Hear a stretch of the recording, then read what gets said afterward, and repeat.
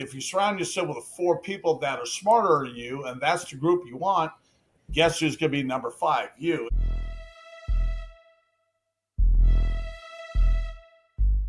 And welcome back to Together We Are Stronger, Leadership Straight, No Chasers. And I was reflecting back on the episode that we talked about clarity. George had highlighted this piece of surrounding yourself with 4 or 5 people. And that clip there, George, that you had shared, what was that again? So I always believe, and we always were taught in any type of leadership business, if you surround yourself with 4 individuals that are, let's just say, not doing anything, guess who's going to be number 5? And if you surround yourself with 4 people that are smarter than you, and that's the group you want, guess who's going to be number 5? You. It's really your surroundings, who you're hanging out with, and who you really want to be. Because basically, when you are seriously hanging out with people that are less lazy, let's just say that, you'll be number 5. Honestly, you just bought their lifestyle because there's no room to grow. You're not expending your mind. And I'm telling you, a lot of people get there because, again, we're going to touch this, it's that comfort zone. So let me just say to everybody, you need to step out and find someone new in this. And so it's very interesting because as we were looking at that aspect of leadership and the individuals that you surround yourself with, I really drive down your circle, your tribe. And I know they can kind of go hand in hand, but when you ask individuals, hey, what a tribe is, you probably get a lot of people looking at you like, what are you talking about? And so they don't have an idea. And I think really when I look at it, because it comes a little bit in regards to my military time and that realm being very small with the amount of people that actually raise their right hand and say, hey, yes, I'm going to go serve and protect the country. There is a close-knit factor when it comes to that type of area that you're part of. And I think when you look at being a leader, you really need to be mindful about your circle, your tribe. And I would say tribe is a level that's a bit more intimate than your circle. And when I look at it, really that tribe that you have is the 4 to 5 people that regardless of whatever happens, you have each other's back. But it's also the fact that if you get stuck, you can actually turn around and ask for advice when shit is going crazy in your personal life and it's not even business. But the thing is, your personal life bleeds into your business life. You have those individuals that you can go and have the deeper conversations with and know that there is a space that you can show up as your authentic true self and not have to try to hide because the judgment that you may get from other people. So ultimately, that tribe factor is really a more intimate piece, but it is those individuals that when you're needing help, that's who you turn to and ask for that advice. We've seen it where everybody's like, hey, what would be the perfect number for XYZ? And you go ask 100 people, you're going to get 30, 40 different answers. And it's going to be very hard to move forward because you're going to have paralysis by analysis or analysis by paralysis. And so the tribe really is who are those 4 to 5 close-knit individuals that you can lean on, ask advice, really cut down your learning curve and speed that process up because they've done it before and they have that experience that they can share. But I also think we've talked about it too, where you still have to go through that journey for yourself because that's your journey. And what one person did may not be what takes place for you as an individual. So when I really bring up the tribe piece, that idea, that is that close-knit piece. And I think the crazy thing is you look at the business sector alone, a lot of people, it's an echo chamber. And a lot of these business networking groups actually do more harm than good because we're so surface level and nobody wants to go deeper. And then you have the echo chamber for whatever reason. And so I think the tribe piece is more of a in-depth piece that's going to challenge you and push you, and not just to accept the status quo. And actually, we need to drive deeper because there's more here for you. Well, I mean, you hit it on the nose. And, what is a tribe? We talk about that all the time. I really didn't know what the tribe was until you really broke it down to me. I thought it was just your inner circle, your community. And really, it's that old saying, when you're rich is when you have so many people on one hand that will go with you. No matter what you go through, you're rich. And it's not the money in the bank, the cars, the house. It's about individuals that'll stick to you no matter what, personally or business. Let me just ask you this question. I mean, some things I want to ask that is just people need to know this, Scott. Why is your tribe? Why does the tribe matter to you? I mean, I know you kind of went over it, over a larger piece of it. Well, why does your tribe matter so much? And, can you get me a little more in depth with that if you can? Really, to get to that level, I think it starts with you knowing your values, what drives you. The Yes. fact is that you want to find other individuals that have similar values and has that alignment, because the values without alignment there, it's going to be very hard to drive forward. So the values are what's going to dictate the actions that you take. And Okay. with the values, it's not going to be the same perspective, but it is that foundational piece that you build upon that is going to have that connectedness at a different level than what you see with a lot of other different things. And so us as individuals, we're only one person. And so you're limited by your perspective, by your experiences, and you're only going to get so far. And so by having your tribe that you've built out, that you've selected, you end up bouncing off of perspectives of others. You have the ability to learn from the experiences of others. And we've talked about it between the two of us. We may see things differently, but Yes. the underlying factor for what we're trying to accomplish is the same. So even though there's the difference in perspective, the big picture for what we're trying to accomplish is that foundational piece built upon those values.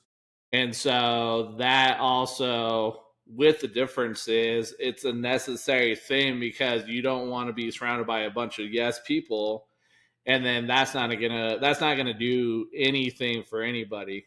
So when I look at the tribe piece, which I feel a lot of business owners struggle with this, we have a lot of business owners that don't want to go deeper, that want to stay with the status quo, that love their comfort zone. And then when they have people that will come in and really help them go to that next level, and they get that pushback through what they feel is the challenge, they shut down. For myself, I love challenges. And so by having that and having the differences and just really having people that have the same values that are going towards the same thing, for me, that's where that tribe factor comes into play, really being at a different level than anything else that you see. So I highlighted it last time during Clarity that there's been times that you've highlighted that you've wanted to strangle. I don't shut down and I don't get sad and be like, oh, I'm never showing up again. Like, I'll come back and press more buttons. But ultimately, it is the the fact that you need to be open for growth. You need to be open to have perspectives questions, because there may be beliefs that you have that aren't yours, and now you're holding on to them, and that's actually doing more damage, instead of opening up and saying, yeah, let me go ahead, look at this belief and see, do I need to adjust something? Is there something that's not serving me, but I hold it because I'm scared of getting kicked out of the social circles for others that have the same beliefs? And that's the biggest driving factor there too. Is a lot of people have that fear of getting kicked out and losing that coverage of the group, which yeah, as cavemen, that if that happened to you and they're like, hey, good luck, we don't like you, you're going to get eaten by something or get stepped by something. But in today's day and age, we don't have dinosaurs. We don't have anything to worry about. So it is that protection mechanism that we're still dealing with, the lizard brain and all that craziness. So, but really the tribe is a deeper piece and really getting pushed and pushing you to those next levels. Well, let me just tell you this. I am so glad you're part of my tribe, and this is why. You're the only one that really makes me think outside the box, no matter how crazy it is. That's why I was kind of laughing when you were talking about it, is because I know what you're talking about. I know that uncomfortableness. I know that you want that comfort zone, and you really make people think outside the box. And this really leads up, you can pick the wrong tribe versus the right tribe. Tell everyone, I mean, how does someone really pick the right tribe versus the wrong? I mean, it brings up that question because you're really sitting with people that you're having, you're sharing stories, you're doing things, you're having fun, you're playing golf, whatever the deal is. That's outside the bubble, right? So when you're looking at outside the bubble, it's like, okay, cool. But when you start breaking it down, what you're saying on the tribe side, it's really trying to find the right people. And sometimes you can end up with the wrong people in your tribe. And I guess, I mean, how do you figure that out as a individual business owner and, that is trying to build a small community of people around them to help them grow? It goes back to the values, knowing what those values are as for yourself. The thing is nobody else can tell you what your values are. You may have people that try to sway you, but the thing is that also goes back to the beliefs that you hold. And so if you hold beliefs that don't serve you, that's going to feed into values that probably are not doing you any justice. And I think a little bit of this came in regards to, I was reading The Buddha and the Badass by Vishen Lakhiani, and there was parts in there that he gave examples, exercises really to drive deep for those values. The interesting thing is also understanding that life experiences, things that happen in life, may open up where those values actually adjust. And so you could start with these certain values, and then a year down the road, you may have gone through a divorce, and the values that you had before don't have alignment anymore because of that experience of the divorce piece. And the only reason I bring that up is because I went through a divorce and I went through a lot of personal growth and development that I'm grateful the divorce happened. There are certain things that come along with it that I don't like, but overall, I'm grateful that it did take place. But don't beat yourself up that if you feel as if your values are adjusting, that's just part of the journey. That's part of the human nature piece for us as individuals. Is we are a entity that's going through growth. If you stagnate, then that's not good for you. So we know, like, you look at water that has stagnation, there's death that happens in there because the water is not moving. So nothing's cycling. So it's the same thing here. As a human, growth takes place. And part of that growth is values adjust, values change. And there will be times that sometimes those adjustments will actually have other relationships get cut off because there's not alignment in there anymore. And so I think when we look at it, if you are trying to audit your tribe and make sure that it's in good alignment, it goes back to alignment. And the alignment comes into those values, knowing what your values are, and actually not having the fear factor of having a conversation with others and asking, hey, what are your true values that drive you? Not what mom, not what the guru said. It's what are those values that drive you to do what you do. So if you're looking and you have questions, the biggest thing is going and really, what are your values? So that way you have alignment. And Yeah. the biggest thing that helped me with that was the Buddha and the Badass by Vishen Lakhiani. If you're Yes. interested in the book, we'll put a hyperlink in, an affiliate link that you can go purchase it and really go through those exercises, because that really helped me out. And if you're struggling, I'm not going to try to reinvent the wheel. I will lead you to tools that have helped me and say, use these because this is what helped me out. And at the end of the day, you have to make that determination on if you truly want to have a true tribe that's there for you, or if you're just going to play a game. Yeah. I mean, I agree with you 100% because, picking out the right people it really matters. On the positive side is the challenges. Do your tribe challenge you as an individual? And you lift up, do they lift you up when you stumble? All these certain things that you talk about is so important, and not just in your tribe, but personal growth. Because, you take a look and how you evaluate your tribe, you know, do they give you vision or do they shrink your vision? People need to learn how it's important. Again, do they drain you or do they excite you?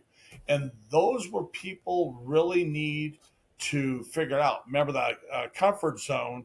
I don't want to defriend. It's not about defriending. It's about expanding, and it's Mm-hmm. expanding yourself with individuals that think the same, but all challenge you, and they are there for you. And it's. I think the last thing I would say, and I have to agree with you, is you really got to know who's going to be with you when you struggle. Who's going to be there when you struggle? Are you going to be, left alone? Yeah. By yourself. And those are the things you have to really realize when you pick out your tribe. And, Scott, I mean, the question, the real big question I have, and what's so great about this is how do you protect, and how do you build your tribe in the way that, no one can step in and break through it? Is that just on a personal level, a business level, that you talk to everyone and we don't have piercing inside the umbrella? What is it? I mean, how do you, as an individual, go to protecting your tribe? That's a huge thing. The first and the biggest thing I would say is always be in the moment. We've highlighted through different conversations that we've worked with different individuals, and they would highlight things that just didn't work out, they were struggling with, and they're like, I don't know, I don't understand. But then after the conversation, I brought up and I was like, hey, here were a couple of things that they had verbally spoken, and after I had highlighted that to you, you're like, yeah, I didn't even pick that up. So the big thing is you have to be in the moment. You need to be present, because when people speak, they show their true hand. And so they may put on a good facade, but a lot of times if you're not paying attention and you're not taking care of your conscious, your mind, your words that you speak will out you. And so that is one of those things that with your tribe is having those conversations, connecting, and making sure everybody is on the same page. But at the end of the day, though, too, that's where you just have to be mindful. And if there's something funky that you're sensing or something that you're seeing, you got to have the conversation with the rest of the tribe, because if everyone's not on the same page, and then you have that negative energy that enters, that is not going to serve anybody, because it's a very interesting thing. There was an example that negativity is something that grabs quicker than positivity. And the example, if I remember right, was somebody was standing on a chair and then they had somebody on the floor And it's the example of trying to pull the person from the floor up on the chair, and then the person on the floor is pulling down the person from the chair. And so it is one of those things that the leverage piece went to the person that was on the floor. And so the same thing with, if you're not keeping track and you're not being mindful and you're not being in the moment, people can slide in and end up start messing with that tribe. But it also goes back to alignment and values, because if the values and the alignments aren't there, they're going to out themselves very quickly. So it's a combination of a little bit of everything.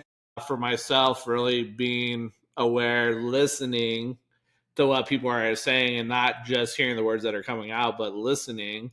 And that can be hard for people too, because a lot of times we want to listen to try to give an answer. But another thing, that by being in the moment and listening, you're going to catch stuff that will help you in the long run.